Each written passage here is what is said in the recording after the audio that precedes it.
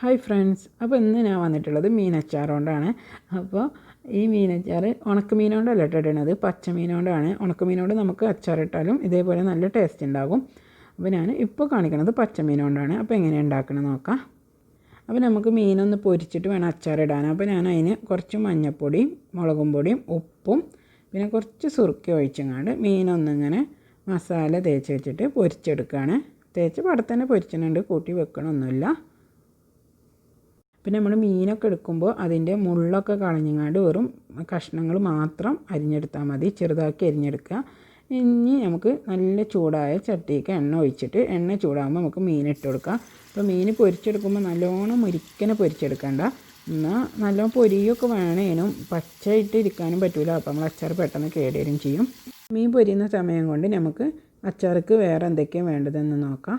അപ്പോൾ ഞാനിതൊക്കെ എടുത്തിട്ടുള്ളത് വെളുത്തുള്ളി ഇഞ്ചിയാണ്. അത് നമ്മൾ ഇഷ്ടത്തിനനുസരിച്ച് എത്ര വേണമെങ്കിലും എടുക്കുക. അച്ചാർക്ക് ഇതൊക്കെ കൂടുതലുണ്ടെങ്കിൽ അത്രയും നല്ലതാണ്. അപ്പോൾ അത് നമ്മൾ ഇഷ്ടത്തിനനുസരിച്ച് അരിഞ്ഞെടുക്കുക. പിന്നെ പച്ചമുളകും കറിവേപ്പില എടുത്തിട്ടുണ്ട്.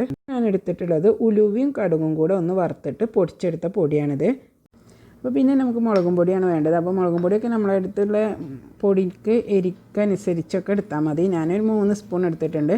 അതിലൊരു സ്പൂൺ ഞാൻ കാശ്മീരി മുളകും പൊടിയും കൂടി മിക്സ് ആക്കിയിട്ടാണ് എടുക്കുന്നത്, അച്ചാറിനൊരു നല്ല കളറൊക്കെ വരാൻ വേണ്ടിയിട്ട്. പിന്നെ നമുക്കിതൊക്കെ ആവശ്യമുള്ളത് മഞ്ഞൾപ്പൊടിയാണ്, കടുക് ആവശ്യമുണ്ട്. പിന്നെ നമ്മൾ സാമ്പാർക്കൊക്കെ ഇടൂലേ കായം, ആ കായത്തിൻ്റെ പൊടി ഉണ്ടെന്നുണ്ടെങ്കിൽ അത് എടുക്കുക. പിന്നെ നമുക്കിതൊക്കെ ആവശ്യത്തിനുള്ള ഉപ്പ് വേണം. പിന്നെ നമുക്ക് വേണ്ടത് സുർക്കയാണ്. പിന്നെ ഓയിൽ വേണം. അത് നമ്മൾ മീൻ പൊരിക്കണ അതേ എണ്ണ തന്നെ മതി. അപ്പോൾ മീനൊക്കെ പൊരിച്ച് കഴിഞ്ഞിട്ടുണ്ട്. ഇനി നമുക്ക് അച്ചാറിടാൻ തുടങ്ങാം. അപ്പോൾ ഞാനൊരു ചട്ടിക്ക് മീൻ പൊരിച്ച എണ്ണ ഒഴിച്ചു കൊടുക്കുകയാണ്. എണ്ണ ചൂടായതിന് ശേഷം നമുക്ക് കടുക് ഇട്ട് കൊടുക്കാം. എന്നിട്ട് കടുക് നല്ലോണം ഒന്ന് പൊട്ടി വരുമ്പോൾ നമ്മൾ ഇഞ്ചി വെളുത്തുള്ളി ഒക്കെ അരിഞ്ഞ് വെച്ചത് ഇട്ട് കൊടുക്കാം. എന്നിട്ട് അതൊക്കെ നല്ലോണം ഒന്ന് മൂപ്പിച്ചെടുക്കണം. ഒന്ന് മൂത്ത് വരുമ്പോൾ നമുക്ക് അതിലേക്ക് പച്ചമുളകും കൂടി ഇട്ടിട്ട് അതും കൂടി ഒന്ന് അതിൻ്റെ കൂട്ടത്തിലൊന്ന് മൂപ്പിച്ചെടുക്കുക. ഇനി അതൊക്കെ ഒന്ന് മൂത്ത് വന്നതിന് ശേഷം കറിവേപ്പില ഇട്ട് കൊടുക്കാം. പിന്നെ നമ്മൾ ഉലുവൻ്റെയും കടുകും പാടെ മിക്സാക്കി നമ്മൾ പൊടിച്ചില്ലേ, ആ പൊടി ഇട്ട് കൊടുക്കുക. പിന്നെ മഞ്ഞൾപ്പൊടി ഇട്ട് കൊടുക്കുക. പിന്നെ മുളകും പൊടി ഇട്ട് കൊടുക്കുക. പിന്നെ കായത്തിൻ്റെ പൊടി ഇട്ട് കൊടുക്കുക. പിന്നെ ആവശ്യത്തിനുള്ള ഉപ്പും കൂടെ ചേർത്തുകൊണ്ട് നല്ലോണം ഇളക്കി കൊടുക്കുക.